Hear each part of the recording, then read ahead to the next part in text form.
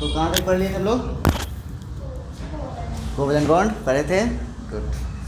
तो covalent bond में हम लोग कहाँ तक पढ़े थे? उसमें भी कि पोलर और नॉन पोलर, है ना? कैसे पता करोगे? पोलर जो बॉन्ड किसके बीच में बनेगा? सतारा और कोल्हापुर के बीच में, है ना? जस्ट लाइक मतलब डिसिमिलर एटम होंगे। और नॉन पोलर कैसे होगा? सिमिलर एटम होगा। तो इससे क्या फ़र्क पड़ता है?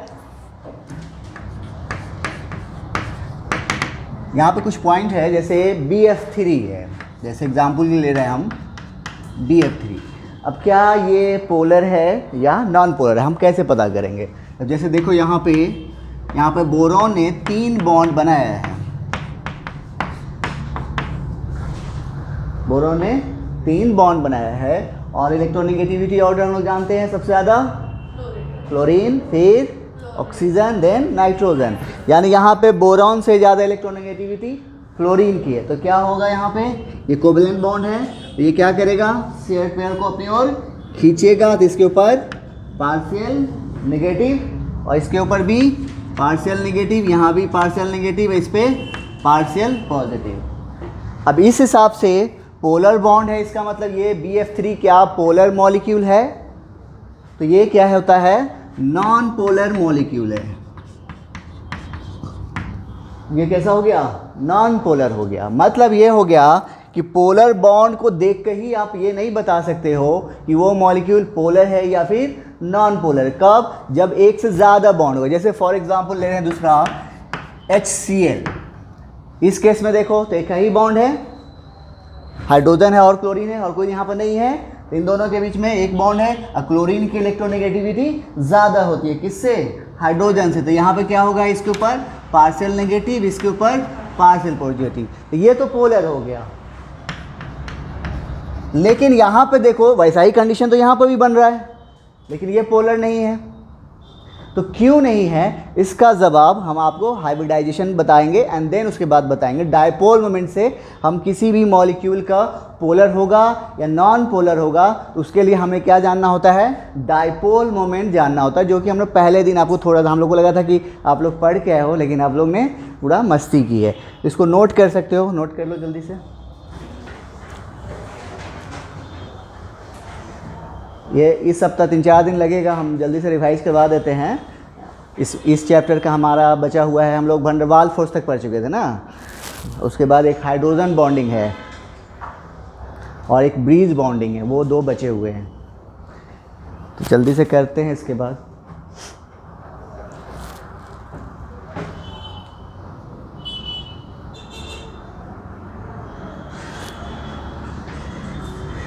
यहाँ लिखोगे molecule with polar bond, molecule with polar bond is generally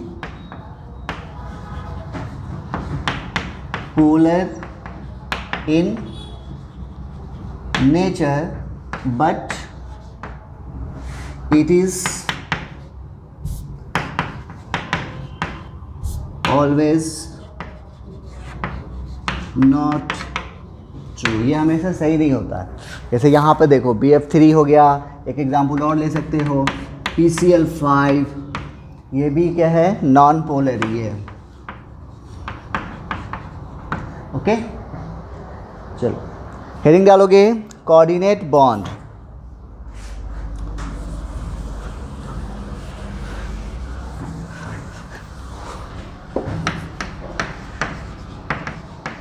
coordinate bond. जैसे कोवैलेंट बॉन्ड कैसे बना था, नोट कर लिए सबने? इक्वल शेयरिंग से। और ये बनेगा, ये भी शेयरिंग से ही बनेगा, लेकिन यहाँ पे कैसी शेयरिंग होगी? अनइक्वल शेयरिंग होगी। एक बॉन्ड बनाने के लिए हमें कितने इलेक्ट्रॉन चाहिए? 2 इलेक्ट्रॉन। तो उसमें 2 एटम के बीच में जो बॉन्ड बन रहा होगा, उसमें कोई एक ही एटम क्या करेगा? दोनों इलेक्ट्रॉन कंट्रीब्यूट करेगा, तब जो बॉन्ड बनेगा वो कैसा बॉन्ड होगा?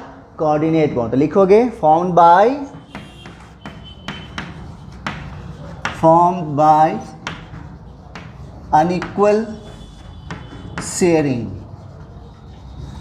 of electron formed by unequal sharing of electrons represent कैसे करते हैं इसको, रिप्रेजेंटेड बाय एन एरो। कैसे, एरो से हम इसको कोऑर्डिनेट बॉन्ड को रिप्रेजेंट करते हैं। और इस एरो का डायरेक्शन किधर से होगा, डोनर टू एक्सेप्टर। लिखोगे and direction of arrow from donor to acceptor।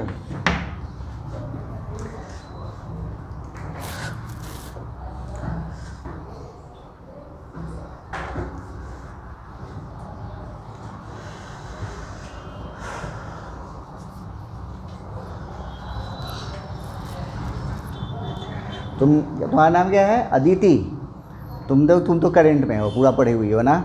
तो एक काम करना, थोड़ा सा भी, चूँकि ये लोग बाकी लोग नहीं पढ़े हैं, तो तुम्हें करना ये होगा कि अपना रिवाइज भी करो और साथ साथ जो क्वेश्चन अभी बचा हुआ है जो नहीं बना पाई होगी तो सबको भी सॉल्व कर लो इस टाइम में।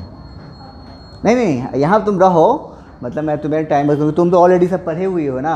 हम इन लोगों के लिए बता रहे हैं जो नहीं पढ़े हुए हैं, ठीक है। तो कोऑर्डिनेट बॉन्ड कैसे बनेगा, अनइक्वल शेयरिंग से। इसको रिप्रेजेंट कैसे करेंगे, एरो से। और डायरेक्शन ऑफ एरो किधर से किधर होगा, डोनर जो देगा उसकी तरफ से लेने वाले की तरफ। जैसे फॉर एग्जांपल देखो हाइड्रोनियम आयन, ये है क्या है, ये हाइड्रोनियम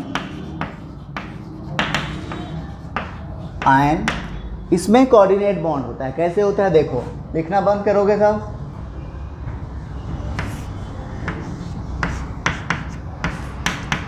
ये दोनों बॉन्ड कैसा है, कोवैलेंट बॉन्ड है। कैसा है ये, कोवैलेंट बॉन्ड है ऑक्सीजन और हाइड्रोजन के बीच में। ऑक्सीजन के पास वैलेंस इलेक्ट्रॉन कितना, 6। जल्दी से उसको पीरियोडिक टेबल आपको याद कर लेना है, केमिकल बॉन्डिंग का पहला लेक्चर, ठीक है। तो 6 इलेक्ट्रॉन था इसके वैलेंस शेल में, जिसमें से क्या हुआ है, 2 इलेक्ट्रॉन इसने बॉन्डिंग में दे दिया है, यानी इसके साथ बॉन्डिंग में यूज़ कर लिया। तो बच कितना गया, 4, यानी इसके पास 4 इलेक्ट्रॉन बचे हुए हैं, यानी लोन पेयर कितने हो गए, 2 हो गए, ठीक है।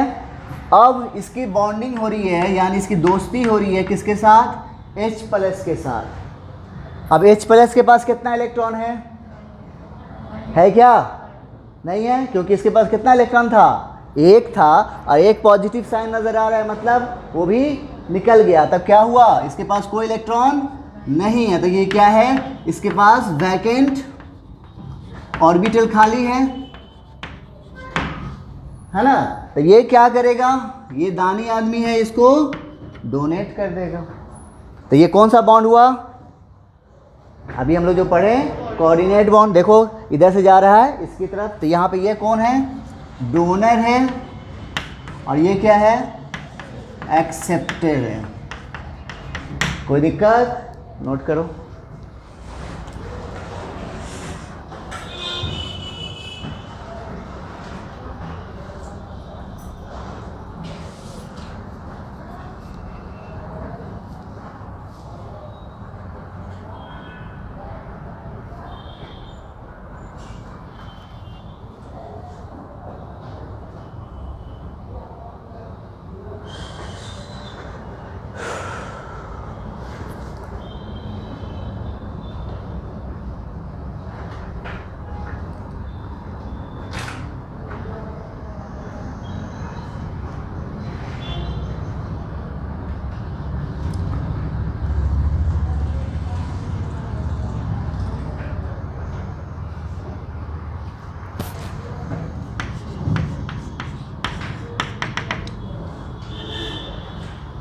लिख लिए सबने।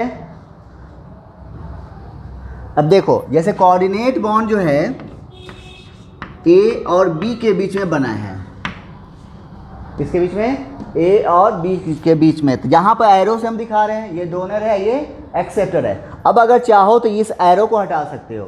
तो इसके लिए क्या करना पड़ेगा, एक बार ये बॉन्ड बन गया तो ये इसका नेचर जस्ट लाइक वैसा हो जाता है, किसके जैसा, कोवैलेंट बॉन्ड के जैसा हो जाता है। तब यहाँ पे आप ऐसे दिखा सकते हो ए और बी के बीच में कैसा दिख रहा है अब ये, कोवैलेंट बॉन्ड के जैसा।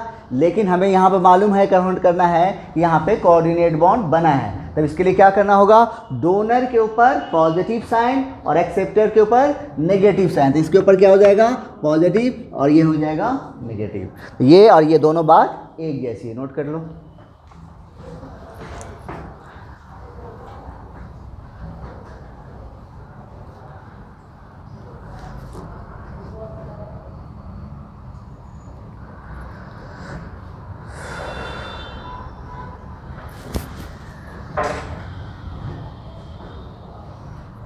ओके, एक एग्जाम्पल और ले लो, अमोनियम आयन।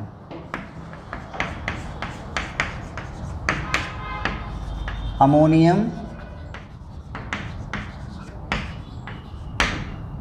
अब आपसे पूछा जा सकता है कि हाइड्रोनियम आयन में कितने टाइप के बॉन्ड है, तो क्या आंसर दोगे, हाइड्रोनियम आयन के अंदर कितने टाइप के बॉन्ड नजर आ रहे हैं आपको, दो टाइप के, एक कोवैलेंट बॉन्ड और दूसरा कोऑर्डिनेट बॉन्ड, ठीक है।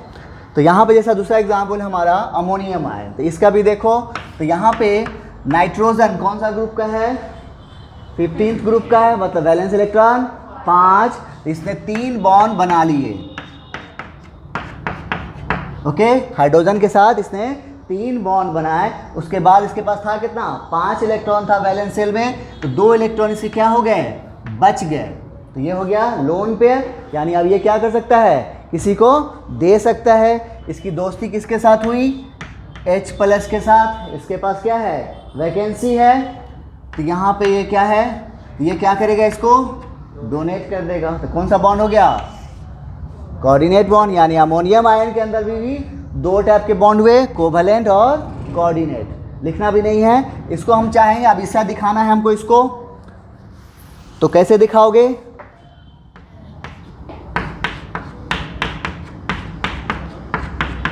यही है ना। तो डोनर पे क्या आता है, पॉजिटिव साइन, एक्सेप्टर पे, तो यहाँ पे पहले से पॉजिटिव और आया नेगेटिव, तो plus minus zero, plus minus zero हो गया ना। ये इस पे पॉजिटिव था, कब, इसके पास इलेक्ट्रॉन की डेफिशिएंसी थी, अब इधर से इलेक्ट्रॉन आ गया, तो इलेक्ट्रॉन क्या, डेफिशिएंसी हुआ इसके पास, तो वो क्या हो गया, भर गया। तो इसलिए अब साइन यहाँ पर क्या होगा, ये ऐसे ही रहेगा, और ये पॉजिटिव इस पे दिखाओ, या ये पॉजिटिव किसका होगा, N+ का होगा, ठीक है, नोट करो।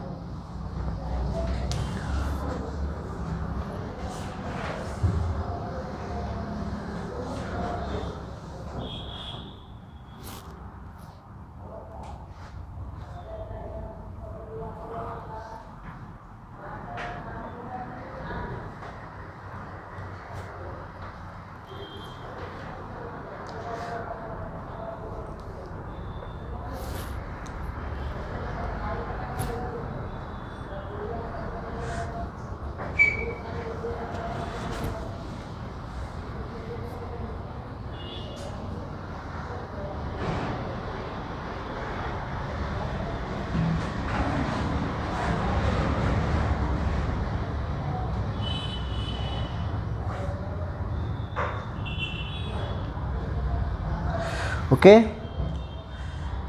ये चार्ज जो है, अब इसको हम क्या कहते हैं, फॉर्मल चार्ज भी कहते हैं। बताया था आपको कैसे करना है।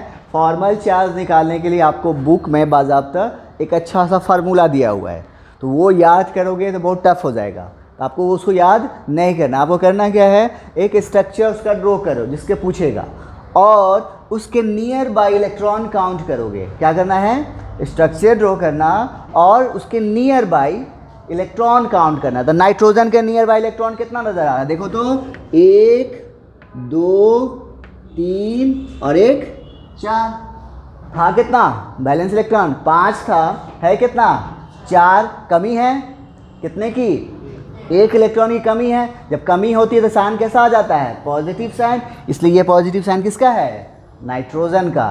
हाइड्रोजन की बात करो तो देखो तो इसके नियर बाय इलेक्ट्रॉन कितना है, 1 है, होना कितना चाहिए, 1 होना चाहिए। हाइड्रोजन के पास कितना वैलेंस इलेक्ट्रॉन में कितना होता है, 1 है, कितना 1 है, इसलिए कोई चार्ज इसके ऊपर नहीं आएगा। इसके ऊपर भी, ये समझ में आ गया। फॉर्मल चार्ज कभी भी केमिस्ट्री में कहीं भी पूछे आपको, आराम से हम आगे भी बताएंगे आपको। तो यहाँ पे निकालने का सबसे अच्छा तरीका यही है कि इसका स्ट्रक्चर ड्रॉ कीजिए और उसके नियर बाय इलेक्ट्रॉन को काउंट कीजिए।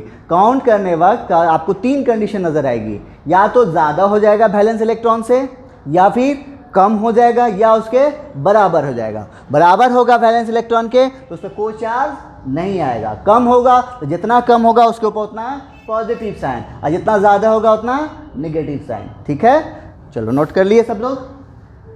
तो ये था कोऑर्डिनेट बॉन्ड। एक और बता देते हैं, वो बहुत इंपॉर्टेंट फार्मूला है। हो गया, देखो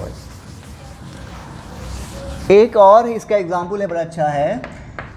BF3 और NH3 के बीच में भी बनता है ये। कैसे, देखो बोरॉन ने क्या किया है, बोरॉन कौन सा ग्रुप का है, 13 ग्रुप। वैलेंस इलेक्ट्रॉन कितने होंगे, 3 होंगे। तो इसने 3 बॉन्ड बना लिए, किसके साथ, फ्लोरीन के साथ। उसके बनाने के बावजूद इसके पास वैकेंट ऑर्बिटल खाली रह जाता है। ठीक है, लेकिन नाइट्रोजन के पास कितना वैलेंस इलेक्ट्रॉन, 5, जिसमें से इसने 3 बॉन्ड हाइड्रोजन के साथ बना लिया। तो बच कितना गया, 2 इलेक्ट्रॉन। इसके पास वैकेंसी है और इसके पास एक्सेस है, तो ये क्या करेगा, इसको डोनेट कर सकता है। तो यहाँ पे कौन सा बॉन्ड बना, कोऑर्डिनेट बॉन्ड। डोनर कौन है, अमोनिया। एक्सेप्टर कौन है, बोरॉन ट्राइफ्लोराइड। नोट करो।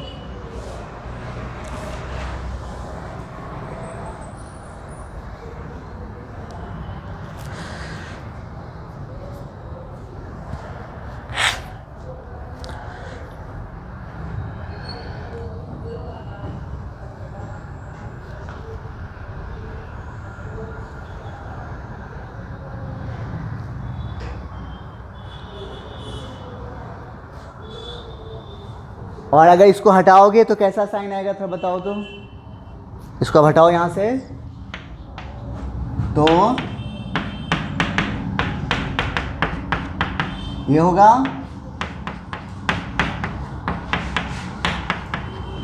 बोलो साइन क्या आएगा, किस पे क्या आएगा,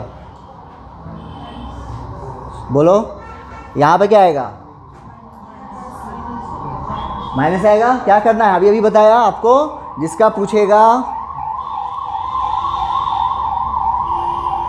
जिसका पूछेगा उसके नियर बाय इलेक्ट्रॉन काउंट करोगे। देखो तो इसके पास 1 2 3 और 1 4 होना कितना चाहिए, 3। कितना ज़्यादा है, 1 ज़्यादा है, इसलिए क्या होगा, इसके ऊपर नेगेटिव साइन आएगा। इसकी बात करो, 1 2 3 4 होना कितना चाहिए, 5। कितना कम है, 1 कम है, तो क्या होगा, 1 पॉजिटिव साइन आएगा। क्लियर है, नोट करो।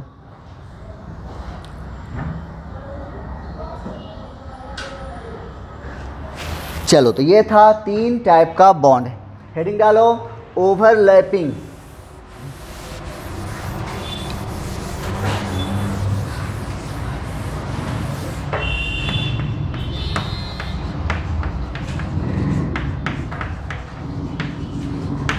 ओवरलैपिंग लिखोगे इसके बारे में। Penetration of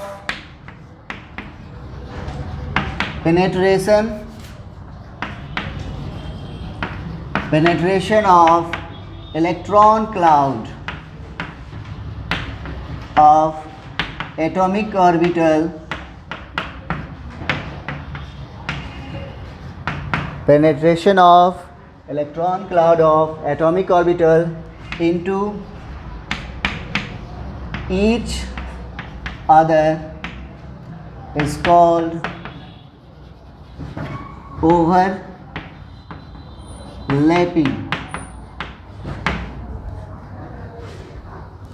Is called penetration का मतलब ये हुआ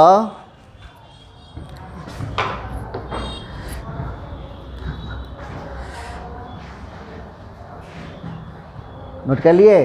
देखो एक एटॉमिक ऑर्बिटल ये है और दूसरा एटॉमिक ऑर्बिटल ये है। अब दोनों क्या है, इलेक्ट्रॉन क्लाउड का मतलब ये हो गया कि हम लोग जानते हैं किसी एटॉमिक ऑर्बिटल में क्या होता है, सेंटर पे क्या होता है, पॉजिटिव चार्ज, और न्यूक्लियस उसके चारों ओर इलेक्ट्रॉन क्लाउड होता है। तो एक दूसरे को क्या करेंगे, इलेक्ट्रॉन रिपेल करेंगे, आने देंगे अपने पास, नहीं आने देंगे। लेकिन न्यूक्लियस जो है क्या करेगा, उसको अपनी ओर खींचेगा। तो अब ये क्या होता है कि एक दूसरे में ये दोनों कितना पेनिट्रेट कर पाता है, जितना अंदर जाएगा उतना ज़्यादा स्ट्रॉन्ग बॉन्ड बनेगा, ठीक है। तो ये और उसके बाद जहाँ पे जाके रुक जाएगा वहीं उसका बॉन्ड लेंथ होता है। तो ये सब चीज़ हम लोग बीबीटी में बताए हैं, तो वो आप देख लेना वीडियो से।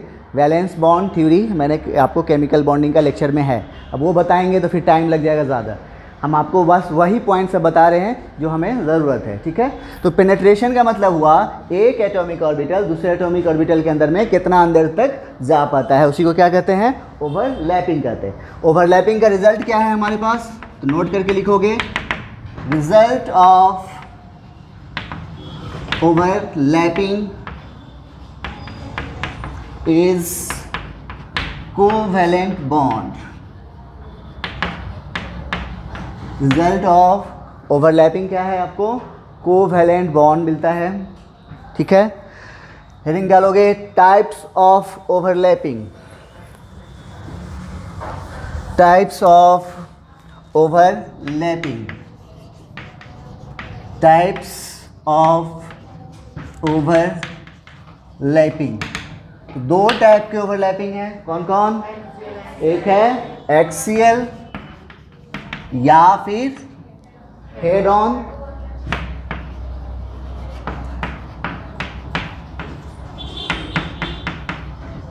दूसरा है साइडवेज। आज तक कुछ ज़्यादा लोग पढ़े वाले आए हैं, नहीं, साइडवेज या फिर पैरेलल। गुड, ठीक है। तो ओवरलैपिंग कितने टाइप के हैं, दो टाइप के हैं। अब यहाँ पे एक टर्म आता है इंटर न्यूक्लियर, तुम लोग पूरा देख लिया है, INA। ये क्या है, इंटर जब भी कभी टर्म नज़र आए, दो टर्म का हम आगे भी बताने वाले हैं आपको, हाइड्रोजन बॉन्डिंग में ये टर्म आएगा, इंटर और इंट्रा। इंटर जब भी आएगा तो बिटवीन की बात होगी, इंटर का मतलब बिटवीन, दो होंगे वहाँ पे, एक नहीं होगा, ठीक है। लेकिन इंट्रा जैसे ही आएगा वहाँ पे हो जाएगा विद इन, वो एक ही होगा वहाँ पे, उसके अंदर में बात हो रही होगी। तो इंटर क्या कर रहा है, इंटर न्यूक्लियर एक्सिस, मतलब दो न्यूक्लियस के बीच का एक्सिस, समझ आ गया। तो वो लाइन जो क्या करेगा, दो एटॉमिक ऑर्बिटल के न्यूक्लियस को जोड़ेगा, उसी को हम क्या कहेंगे, इंटर न्यूक्लियर एक्सिस। लिखोगे इसके बारे में, line joining, line joining the nucleus of two atomic orbital, line joining the nucleus of two atomic orbitals, उसे क्या कहेंगे, inter nuclear axis.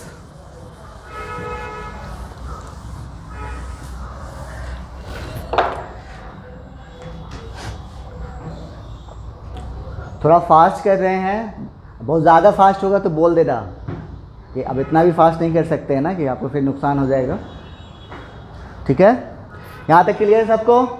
Inter nuclear axis क्या हुआ, वो लाइन जो दो एटॉमिक ऑर्बिटल के न्यूक्लियस को क्या करेगा, ज्वाइन करेगा, वो क्या कहलाएगा, इंटर न्यूक्लियर एक्सिस, ठीक है सबको।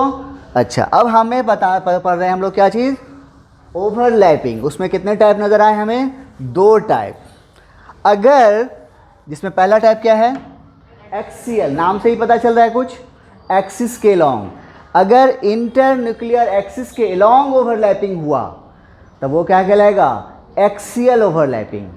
और इंटर न्यूक्लियर एक्सिस के परपेंडिकुलर ओवरलैपिंग हुआ तब वो कहलाएगा पैरेलल या फिर साइडवेज। तो लिखोगे ओवरलैपिंग में, ओवरलैपिंग दो टाइप है यहाँ पे हमारे पास, एक है एक्सियल,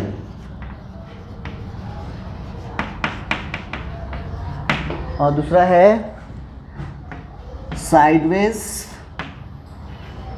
ओवरलैपिंग। ओवरलैपिंग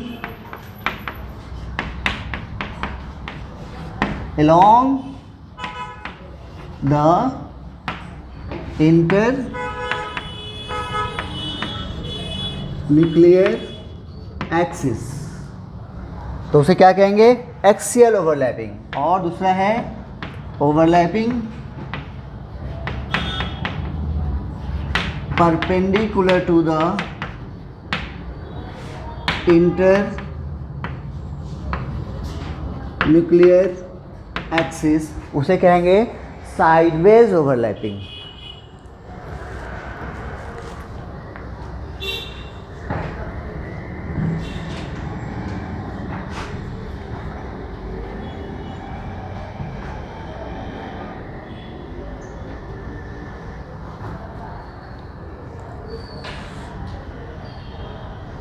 ठीक है, देखो जैसे हमने एक ऑर्बिटल का तो मालूम है आप लोगों को, ऑर्बिटल का शेप वगैरह। एस ऑर्बिटल कैसा होता है? स्फेरिकल, पी डम्बेल और डी डबल डम्बेल। ओके, तो जैसे हमारे पास है एक है ये पी ऑर्बिटल, ये है इसका न्यूक्लियस, और ये जो लोब होता है ये क्या होता है? इलेक्ट्रॉन क्लाउड होता है ना। ये क्या है? ये लोब है, ये इसका इलेक्ट्रॉन क्लाउड है। और यहाँ पे क्या है? ये न्यूक्लियस है। एक दूसरा एटॉमिक ऑर्बिटल लिया है हमने, इसका न्यूक्लियस यहाँ है। अब यहाँ पे देखो तो वो लाइन जो क्या है, दोनों न्यूक्लियस को ज्वाइन करता हो उसे क्या कहते हैं? इंटर, ये क्या हो गया? INA, यानी इंटर न्यूक्लियर एक्सिस। अब इस एक्सिस के लॉन्ग ये दोनों क्या करेगा? अगर ओवरलैप करेगा तो क्या होगा? ये तो कैसे होगा? देखो तो यहाँ पे ये क्या हो गया? Overlapping region. तो ये ओवरलैपिंग क्या कहलाएगी? एक्सियल ओवरलैपिंग कहलाएगी। ठीक है, इधर आओ, ये देखो ये है एक पी ऑर्बिटल, इसका न्यूक्लियस ये है और इसका न्यूक्लियस ये है। अब देखो तो ये लाइन क्या हुआ? दोनों के न्यूक्लियस को ज्वाइन कर रहा है, क्या कहलाएगा? इंटर, बोलो, इंटर न्यूक्लियर एक्सिस। अब ये क्या है? देखो इसके परपेंडिकुलर ओवरलैप कर रहा है, देखो ऐसे कर रहा है, तो क्या होगा? कैसे?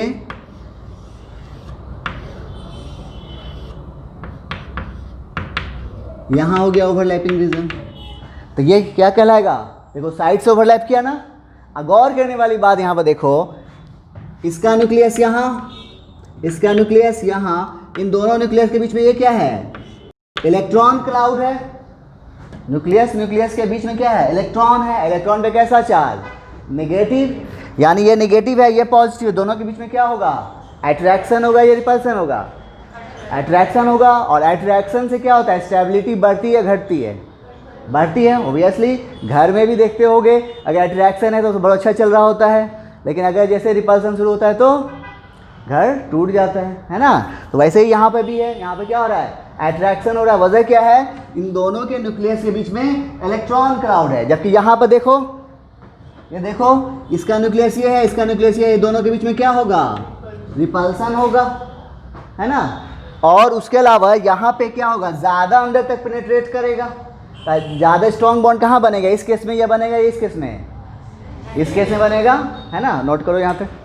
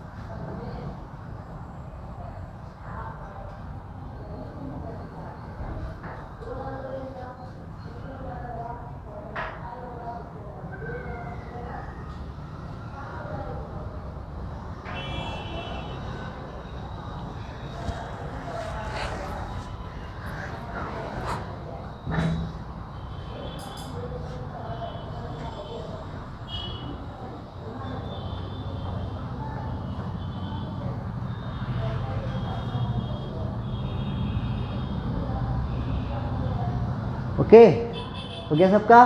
तो ओवरलैपिंग हमारे पास दो टाइप हो गए, एक्सियल और दूसरा साइडवेज। एक्सियल ओवरलैपिंग मतलब एक्सिस के लॉन्ग, कौन सा एक्सिस, इंटरन्यूक्लियर एक्सिस, और साइडवेज कैसा, इंटरन्यूक्लियर एक्सिस के परपेंडिकुलर, है ना। अब आइए इसमें टाइप देखते हैं।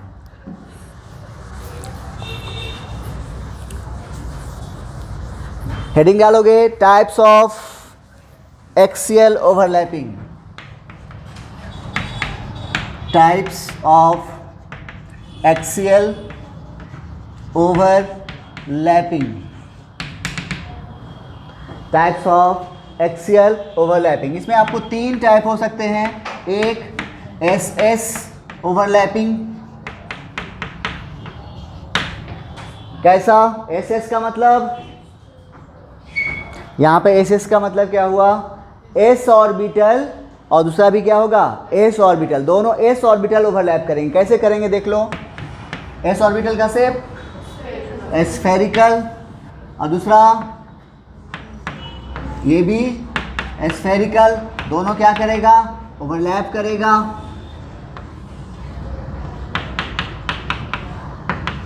ये क्या है, ओवरलैपिंग रीजन, लिखोगे जल्दी से।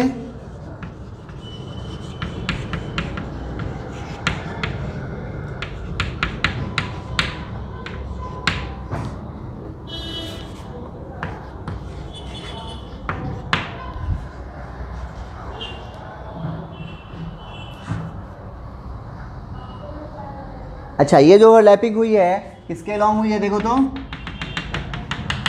इंटरन्यूक्लियर एक्सिस के लॉन्ग हो रहा है।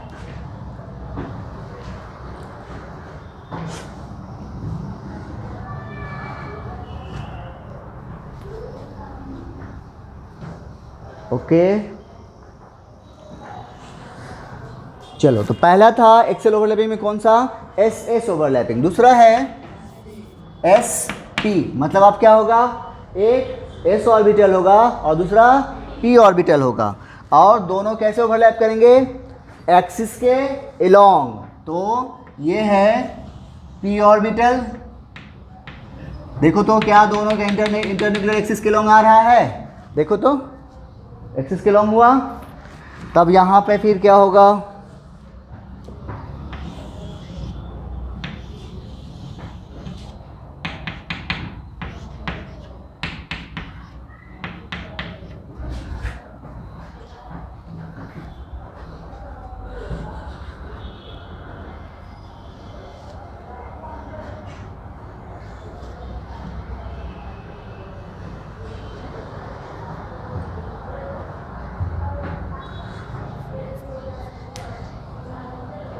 ये लास्ट क्लास है ना, इसका छुट्टी नहीं, अब तुम लोग को ज़्यादा लंबा खींच भी नहीं सकते।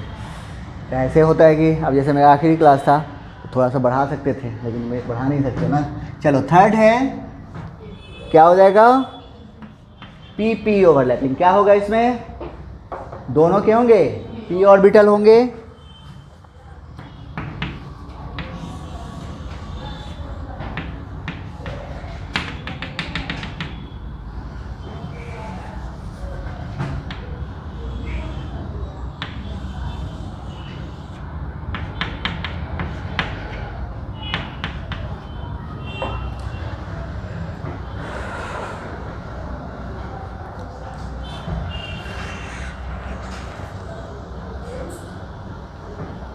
ओके,